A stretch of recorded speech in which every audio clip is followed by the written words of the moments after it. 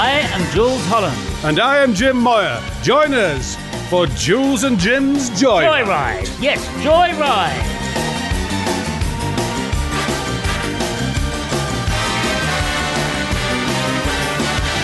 Motoring memories. Train travel trips. Things on boats. Air crashes. Barrows and cycling moments. Sex on the back seat of a Datsun.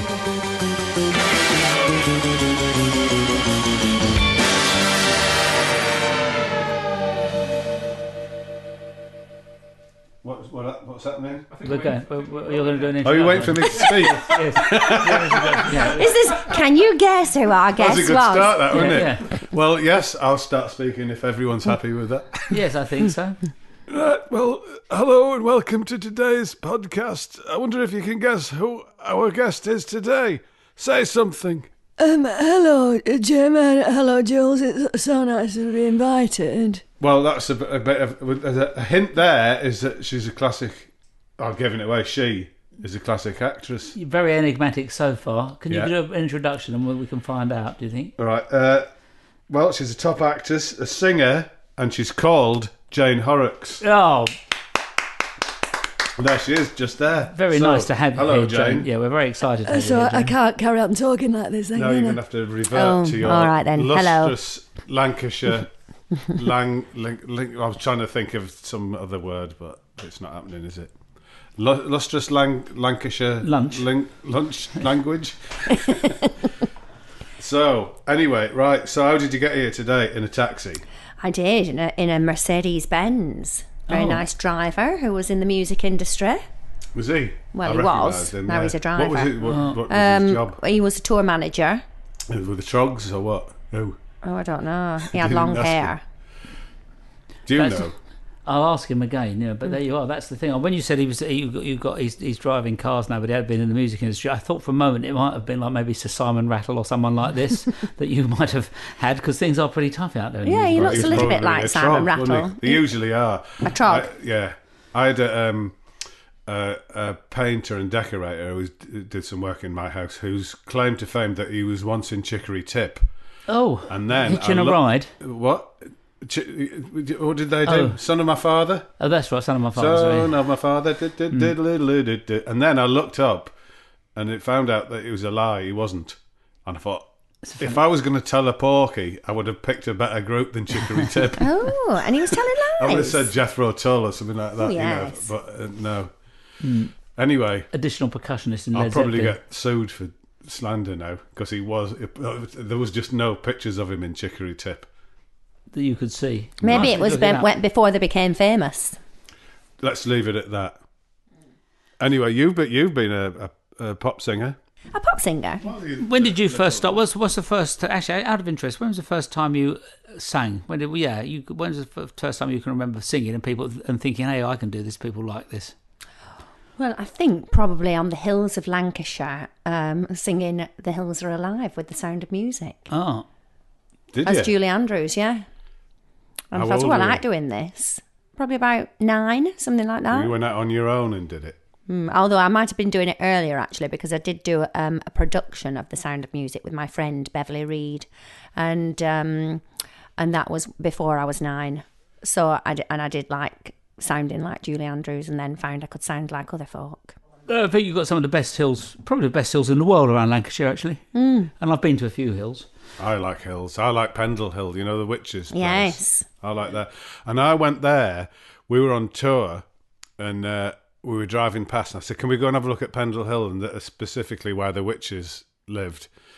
And it was a very bleak day, which it always seems to be in Lancashire, doesn't it? Yes. And I really liked that drive round there, because we're talking about driving in a large capacity in this podcast, and that was a really good drive. I enjoyed that. Yes, we talk about transport. I mean, out of interest, Jane, what's your favourite method of transport? Is it a ship, a boat, a plane, a car, bicycle, foot? Well, I have been actually cycling every day since lockdown, which Me I really too. enjoy. Oh, really? Had you cycled before? Yes, on and off. Yes. But I've become a bit addicted to it now, and I love it. What have you got? A mountain bike? Mountain bike, yeah. Because my dad made one, a Carlton racing bike, which I got for my, I think, 13th birthday, and he made it from all different bits of other bikes, which was a really nice thing to do, wasn't it? He got like loads of old, good racing bike bits and put it all together. Did it work? It went very well, and but I rammed it into a tree and broke the front end of it. Oh. It was just carelessness. I said that a puppy had run out in front of me, which I shouldn't have done. A really. puppy? A puppy. Oh, I thought you said a poppy. Yeah, little poppy. A poppy blew over the field into my eyes. But I mean, why were you lying about it anyway? You weren't claiming any insurance or anything, were you? No, I just didn't want to. Just checking. You know, foolhardy driving. Yes. And you don't want to take the blame. That's what it was about, really. Yeah, exactly. I just was careless. But Jane, in your cycling, are you a keen cyclist? I mean, it's good exercise, yes. But one of the reasons I'm keen on cycling is I'm a keen nosy parker, and from a bicycle, I think you get much better view of different things, don't you? Yes, you can do. see into people's gardens, and do you do that? Well, I go the same route every day, Oh. which is along the Richmond Towpath to Teddington, and it is the same route every day, which I like. But I think I've become nosy parkerish about the people that I pass, because I pass a lot of the same people, because I go at about 7:30 in the morning, and so I've named quite a few of the people, and I get pleasure in seeing those people. Have you written stories around them in your mind? Well, there's one lady called Tall Enigmatic who wasn't speaking to me at the beginning, but since at the beginning, she's now started to smile at me and even say hello. That's a start. She could be a friend. And would you still call her tall enigmatic then, when you find out She their will real always name? be Tall Enigmatic. I go swimming quite often. Do you? Yeah, I'm an avid early morning swimmer. Oh, Where? In a swimming pool. Oh. And I have names for the people who swim. There's usually me and some very old ladies. And there's the weaver, who weaves, because she weaves around, Yes. does backstroke and can never find a direct route. But tall enigmatic, there is one in the swimming pool who's tall and enigmatic, who's also an Olympian swimmer. Oh, really? Who just shouldn't be in an old lady's pool. She should be in an Olympic pool. So there's the barges along this route? Yeah, there are barges. Do you look into them? No, I don't. It's the people more. But there's a sad one, and he's called Tourette's cough, and he has a sort of Tourette's cough as he's running. He's a jogger, and he had two sort of white fluffy dogs, and now he's only got one white fluffy dog, and I wonder what's happened to the other one. How does his Tourette's manifest itself? What, as he's running? Yeah, Tourette's cough. So you don't think he's got a cough at all? It's an affected thing that he can't help. Well, not Yes. an affected thing, but it's not a physical cough. It's just like Affected. yeah. I think so. But he's stopped doing that recently, and I wondered whether maybe the death of his other dog has... Do you think that's what's triggered it? or abduction. You don't know it's died, the dog, do you? No, maybe abducted, or maybe it's sickly, maybe it's retired from running. I knew a sound man who recorded in film, who had Tourette's, and he barked like a dog if ever he saw a woman that he fancied or someone that he admired. Do you think that man fancied me then? Well, he would have barked, and I thought, that's a terrible affliction for a sound man to have, isn't it? Yes, exactly. Just when you're sort of working with somebody and they're recording a very sensitive vocal or something like that, and he suddenly starts barking. And it's someone that he fancied, maybe in a particularly avid love scene. And then we'll have to do that again because he keeps barking. But the people on your towpath walk, do you sort of deliberately try and sort of befriend them with a hello or something like that? Well, when I started off doing the ride, I was, because there was a lot of misery on the towpath, so I decided to... People aren't aware of that. There is a lot of misery on the towpath. Yeah, there was a lot of misery on it. That's a good song, isn't it? Misery on the I towpath. was just thinking it's a good film from 1963. Misery on the towpath. Yeah.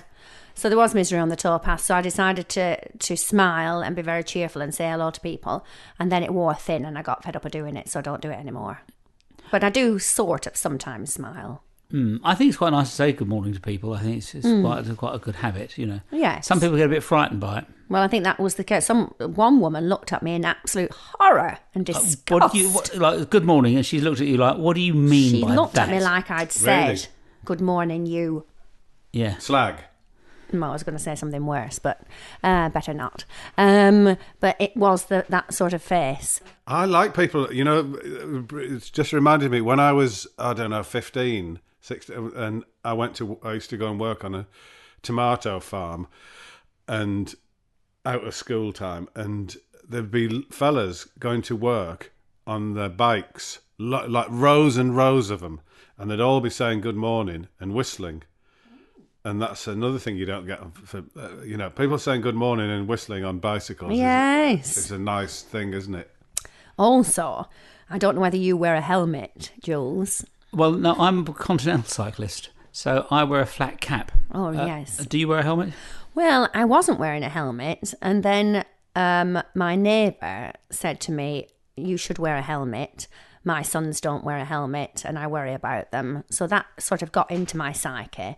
And then a woman stopped me and said, I've seen you cycling, and I noticed that you don't wear a helmet, and proceeded to tell me about the accidents that she'd had on the towpath. And anyway, I carried on not wearing a helmet.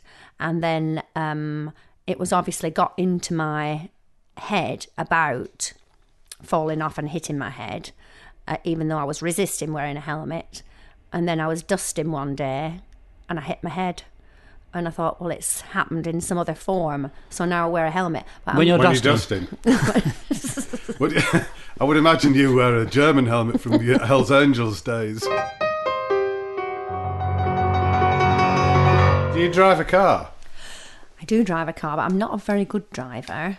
How would you describe your style? The Lancashire style of driving?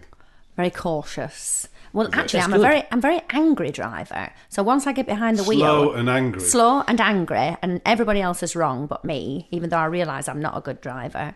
So I come out with a lot of obscenities. Yes. In the car. Other people in the car with you, or the other road users? Other road users. Yes. And could you give us an example of how this road rage manifests itself? Just basic, like, I don't know, just somebody doing a basic thing that isn't that bad. Do you flip the bird at people? No, I don't flip the bird. Do you give them the two-fingered salute? No, I do lots of duh. That's all right, though, isn't it? Yeah. I think giving a two-fingered salute is probably a bit too old-fashioned now. Yes. When you're a motorist. Also, I think the trouble is you do that to somebody and you don't realise that you hear endless stories. And I did this, and then this sort of man mountain stroke gorilla gets out of the car with a machete and a submachine gun, and it was just that's the worry. That's the worry, isn't it? Yeah. Because people do the wanker sign, don't they? Do they? Mostly. Yes. If you want to suggest that someone's driving is below standard. That's the side out of the side window. That's what you get, isn't it? I think because I'm not such a good driver, to take my hands off the wheel might be quite dangerous to do those signs. But you wouldn't do that if you were walking, or maybe on a bicycle. No, you wouldn't. It's the being contained within the vehicle. Yeah, the other trouble with this is this, if I may say so. If say Jim and I were your passenger in the vehicle, and then and I've been in this situation. I'll give you an example. I was driving up the A1 just past the Markham Moor services. I don't know if you're familiar with them, but they're just going past. It's before we got there actually, and a roundabout, I drove around a roundabout, and there was a car, and I must have just got a bit closer, and he bibbed his horn. So my passenger, completely, I think there should be a button and a thing on cars you could put on their roof, like a police thing. It just says, sorry about that, no hard feelings. That's why. But instead, we don't have that. So instead, my friend just did the two-finger sign to this bloke, completely. Without my Yes. consent. I sort of think you've got to give written consent for, isn't it, really? But he just did that. So then we're both in this together, and it's like, well, I've something. And anyway, then this man is behind us, We've got 2 young lads in the back, maybe aged sort of 10, and they think this is the best thing that's ever happened. It's a bloke chasing us with his headlights, Well, he was chasing flashing. you, was it? Yeah, because I've now been put in this situation unnecessarily. Anyway, and we get into the Mark and Moore services because we need petrol, and then my friend says, "Oh, he's in behind us now."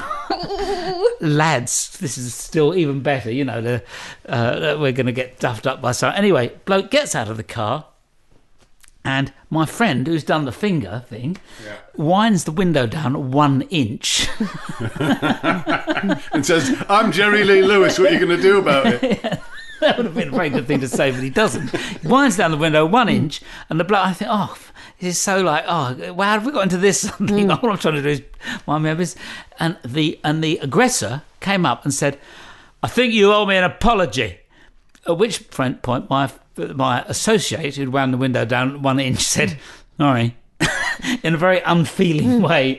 He said, "Fair enough then," and got back in the car and went off. Right. I think that's all they want, That's isn't it? good. Yes, but I thought that was good. But I think it should be a flashing, it is a motoring podcast, vaguely, or transport podcast, something that fits on the roof, Yes. that just flashes up. And Terribly you sorry. can have a number, terribly sorry, or you prize whatever, because you can go the other way and sort of insult the person, I suppose. That would be my on option. an LED thing in the back window. Yeah, Suggesting that you might want to rearrange your style. yeah. Well, but what about if you're walking down Regent Street and someone gets in front of you? Would you give them a hand signal?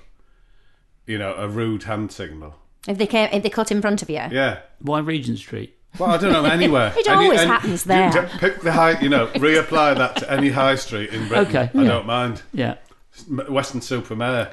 I wouldn't do that. And what I one that sticks out particularly for me was when I just got back, because I learned to drive when I was 21, and then I had a long period of not driving, and then when I had kids, it just became a nuisance not to drive. So I had some brush up lessons. So I was just getting back into driving, and I just bought myself a car, and I was driving along the river at the bottom of my road, and On the towpath. not quite.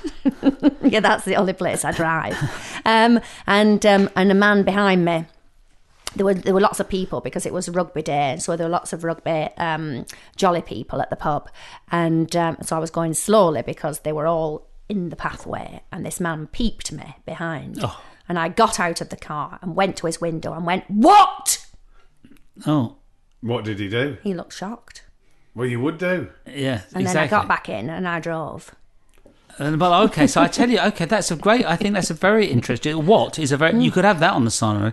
So John Bentley, who was the bass player in Squeeze, had this experience. He was teaching many years ago. He told me he was teaching his girlfriend how to drive, and they've got big L plates, and like it's clear what you just look at the situation. It's obvious that he's teaching his girlfriend how to drive, or a woman how to drive in the car. Anyway, at the traffic lights, she just stalls. The car bumps and stalls just as they go green. And the instant the car just hesitates for a moment, the car behind, beep, beep, beep, beep, beep, beep, beep, beep, beep. It's like, it's like obvious what's happened here. So he gets out the car. I said, "What did you do?" He said, "I got out of the car. I went up to the. I said, "What did you do?" He said, "I said to him, look, let's swap places. You get in my car and try and teach my girlfriend how to drive. I'll sit in your car and bib the horn. Should we do that instead?" And that shut the bloke up. Very good. Well, he didn't actually do it. No. But that's a good thing to do. Good isn't role reversals, Yes, very good. But if they're prepared to do that, some of them aren't, But when you shouted "what" at the person, did it flash across your mind that you might be shouting "what" at a psychopath? At him, a psychopath? Yes. No, not at all. No, he looked very cowed. And I was so strong when I got out because I was so annoyed. That's Yes. a powerful thing to do, isn't it? Yeah. And it surprises people if you yes. exert power like that. But also I knew I was in the right because there were so many pedestrians revelling and enjoying the rugby in the front of my car. So I knew that, what did he want me to do, run them over? Yeah.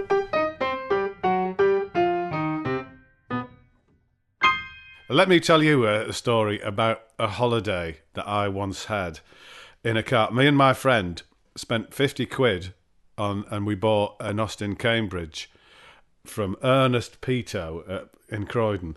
And if you want to be specific. And so we drove it. We were going to go to the Isle of Wight, and we drove it. We got to Camberley in Surrey, I think, and it packed up. And it totally broke down, and a teddy boy in full Ted gear with the quiff, the drape jacket, the creepers and everything came up and said, "I'm a mechanic, I'll sort that out for you." I said, "Well, we're going on holiday." He said, "Well, it'll take me a couple of days." So we hitchhiked and we went to the Isle of Wight, which is another story. When we got there, actually, I'll tell you that story. When we got there, we were hitchhiked and we took our tent with us and we were camping and we went to a disco and a fella came up, the other fellas who take the photograph for 50p for holiday snaps.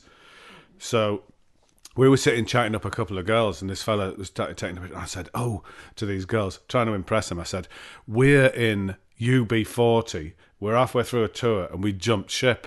We've cleared off and he's from the papers and he's taking a picture of us, and he's..." And did they buy it? So the girls bought it and they said, "Well, we'll tell our boyfriends to sort him out." So they got the boyfriends who then threw the holiday photographer out, and then the disc jockey. This sounds like disco, the side plot to well, Misery on the Towpath. it's all going off on... Poor photographer. This is what happens when you tell one little lie. The disc jockey then said, "We've got two important people in here. And he played Red, Red Wine. Everyone started gathering around us. The manager of the disco came up and said, "Where are you staying? I'll get you a car to take you back there." We were in a campsite, so we said, "We're at that posh hotel." And he went, "Oh, the so-and-so." And then got us driven there. We had to get out and then walk 4 miles back to our campsite. And then run away from the island before it got any deeper. And then got back to Camberley, where the teddy boy was fixing our car. We knocked on his door and his wife said, "He's not a mechanic. He just tells people he is." And he dug a hole in his garden and dropped the engine in it. And it was there, just the engine laying there in a hole in the garden. Oh.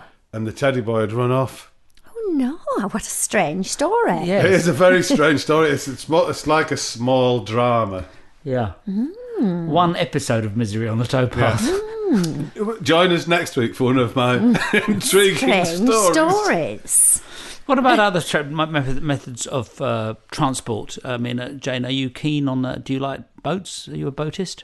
Not massively. I was thinking about when I was a bit... I don't really have many baby memories, but I do remember being wheeled around in a pram, and I wonder whether that could be sort of reinvented for adults. That you could drive around in? Well, no, you could get a big human-sized silver cross. Yeah. And you could lie down in it and have somebody push you and see all the world and the trees as a baby would. That would be nice, yes. but also you might appear unwell. Well, not if you were in a silver cross. I'll tell you what, also, you'd be a bit of a, if you don't want me saying so, you'd be a bit of a notice box going down. You're going down the towpath, because presumably it would have to be sort of a baby is maybe 1/8 of the size of a human, of a full-grown human. It would be a big so silver it would have cross. to be 8 times bigger Yes. than the normal silver cross, which is pretty big. It's like the size of a house almost. Well, no, it would So be you big. want to get someone on stilts to push you around. You'd have to have a couple of people on stilts pushing along the towpath. It's going to be a lot of... I'm just saying you're going to be noticed, that's all. Yeah, it would be but noticed, wouldn't it? I think that it could take on, it could be popular. And I'd want to have a little sort of blanket as well and a bonnet. And I'd be wrapped up like a baby. Oh, lovely. And be cooed over. No, not necessarily that. But I would like to see the trees, and I'd like to see the trees and and all the surroundings can from a make this happen. baby point of view. But you could come on the back of my pickup truck, say, and we could put you in a bit of swaddling on the back of a pickup truck. Jim would sit there making sort of nanny type noises, and maybe just making the sound of lighting a giant cigarette, which he could loom over the back of the pickup truck, just a gigantic cigarette, which was nanny's cigarette sort of thing. Yes. Yeah, I think you're swerving quite close to kinkiness.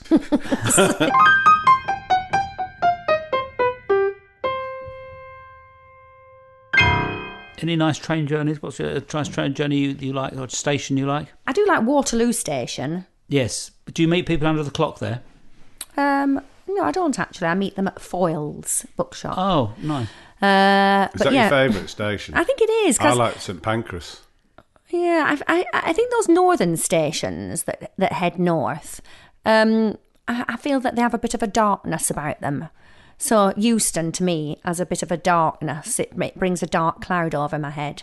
I like Piccadilly because then I know I'm at Manchester and it's the end of my trip, Yes. which is otherwise quite dull. Sort of a little moment of excitement in your day. Well, yeah, I think, I like getting to Stockport because I know I'm 5 minutes away from Manchester then. But returning to Euston, if we may, you say a bit of cloud of gloom, but I think that might be because they got rid of the Euston Railway Arch, which of course Thomas Hardwick designed and put up in the 1860s or whatever it was. Is that which big was the triumphal arch? It's a huge triumphal arch, and the idea, because it was the first time that anybody could get on a train, and it was the first line that went out of London in such a distance, you could go from there to, I don't know, Carlisle or whatever it was, and it was just unbelievable that people could travel that far. So it represented this thing you walked through that was a portal which took you to places you could never have dreamed of going before. right. You see, but then in 1959, it was torn down by the barbarians. You see, so.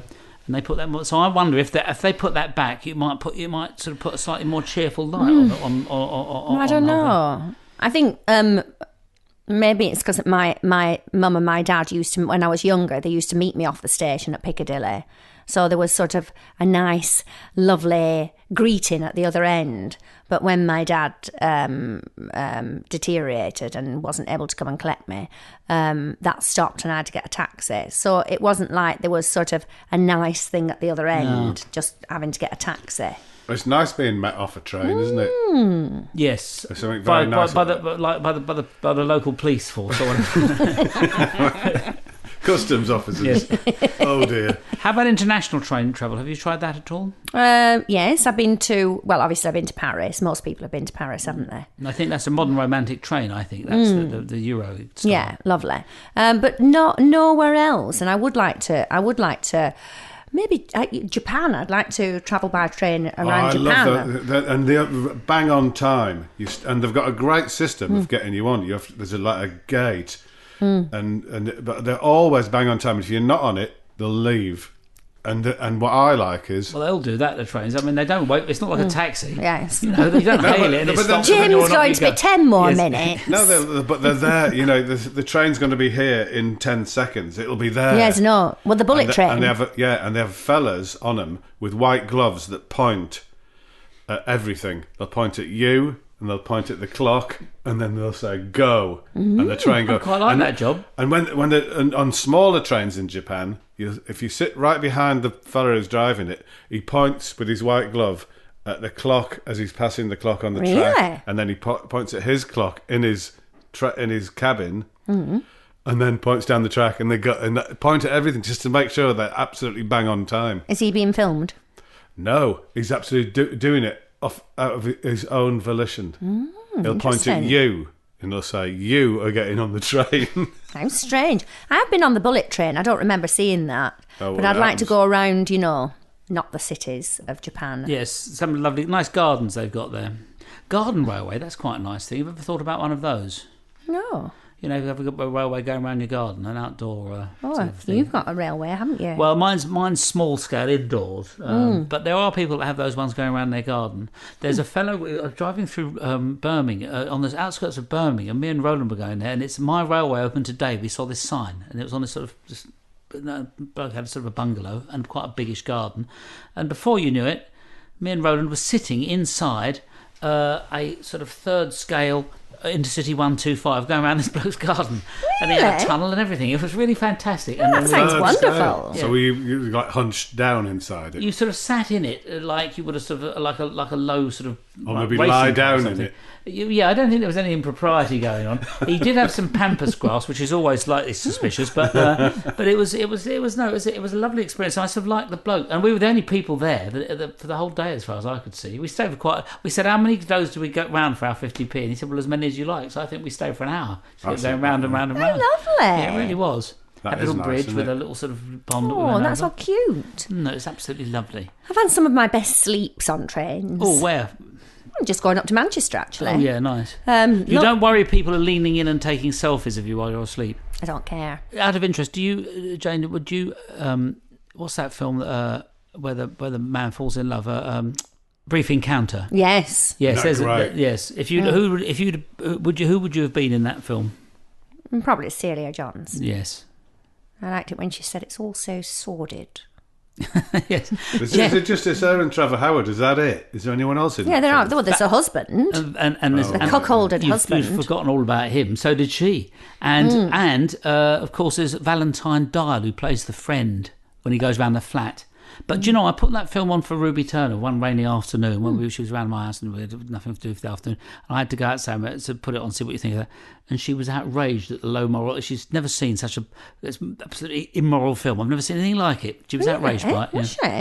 I think it's one of the best. It's the best love story Yes, ever. isn't and it? the great thing, it's about just over an hour long. Is that all it is? I think so. Yeah, it's quite a short film. There's not much else you can say really about it, though, isn't it? So in a waiting room, but looks great, and it's she didn't like the morality of it, though. Ruby didn't. But then I did visit Carnforth, where they've got a tea, which is where it was filmed, and they've got a little tea room and a museum. Well, exactly. It's the lady who served the tea. That's the other part. Yes, that's quite a nice part. Yeah. Yeah, and that noise in the waiting room, I love all of that sound. Yeah, and the smoke and the steam and the sort of film noir essence. But there was a letter. They've got a letter framed from Celia Johnson, and it was so fantastic because it was you could hear her speaking, because it said, "I just wanted to write to thank the station master and the porter that dear, because it was I was such a fool, and I dropped my handkerchief and he picked it up from the track, and so idiotic of me. It's so charming. Do thank that lovely little man who did the thing." And it was her speaking. You know, Yeah. She'd loved them all. Had a nice time there. They're always little men, aren't they? Today's programme was sponsored by the Sony Discman, Chop Suey, Bilbo Baggins Burger Van on the outskirts of Tenby. Is that any good? Or, Pretty good, yeah. No, and yeah. Kenny Loggins Nuts. yes. I was going to ask you, Yes. because I had the luxury once a while ago of going on Concorde, and I wondered whether either of you had been on Concorde. No, but I've heard that you get numerous gifts. Yes, Well- I've still got the pen. Funnily enough, I did go on Concorde. I did this television program in America, and they paid for me to go on Concorde. So I was going on it once a week. I mean, if they'd have given me the money, I would have taken the money and sort of swum there, but they paid, so that was it. But they did get gifts, and curiously enough, only this morning I was looking at a fantastic grey leather, and let's face it, grey leather with shoes, and that isn't so good, but grey leather, little, like a button thing where you keep sort of paperwork in it, which I've put some paperwork in with Concorde written on it, and it looks so great, and I just want to sort of go into a meeting and put it down on the table. That's just my Concorde attaché. Yeah. I like that. So yeah, Well, very good. When I was in the 60s, my auntie and uncle and cousins used to live in Bristol, and we used to see Brian Trubshaw, the test pilot, flying over in Concorde before it actually existed. How do you know it was Brian and not somebody else? Because Brian Trubshaw was the only bloke, the only pilot that would let through the doors of Concorde. Good name, Concorde. It is amazing, though, isn't it? When Concorde ever went over, I remember my mum always saying, "Oh, look, Concorde." And it was a real sort of highlight of the day, wasn't it, if Concorde went over? Once a day it used to go. We played in Kew Gardens. We used to play in Kew Gardens in front of the big I've seen you there. Exactly, and they moved it, but it was in front of the greenhouse. It's really fantastic. And when the Concorde went over, it used to bank because it could see the concert, and it was like a thing, you know. Do you like flying? I don't mind it. But to be honest, since lockdown, I'm quite happy to go to the British Isles and there's so much to discover in the British Isles that I'm really not interested in going abroad. I never have been because I can't take the day getting somewhere at an airport. But I do like going on I agree with you, but that's why I'm keen. I will drive to Europe. You see, and from around these parts, you can go on in 2 hours. You're sort of having lunch in Europe. You know, you can get to Zurich. No, not in 2 hours. It's the motorway service. It's just outside Calais. Actually, I'm having my lunch in. You can drive down to the EastEnders Booze Barn just outside Calais. For a day out. Oh, it's marvellous. That's it. Thank you so much. It's been marvellous to have you here as our guest, the wonderful Jane Horrocks. Thank you. Thank you, Jane. for having me. How are you getting back today? Horse and cart or your bicycle? I think I'll go for the horse and cart.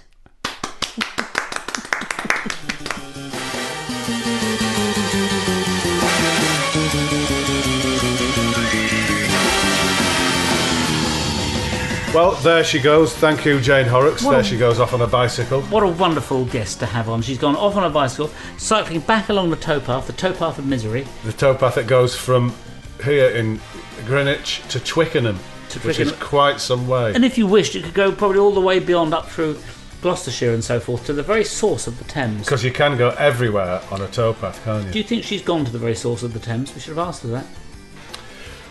Let's find out next time we speak to Jane Horrocks. But there she goes now. Lovely. Goodbye, Jane. Thank you.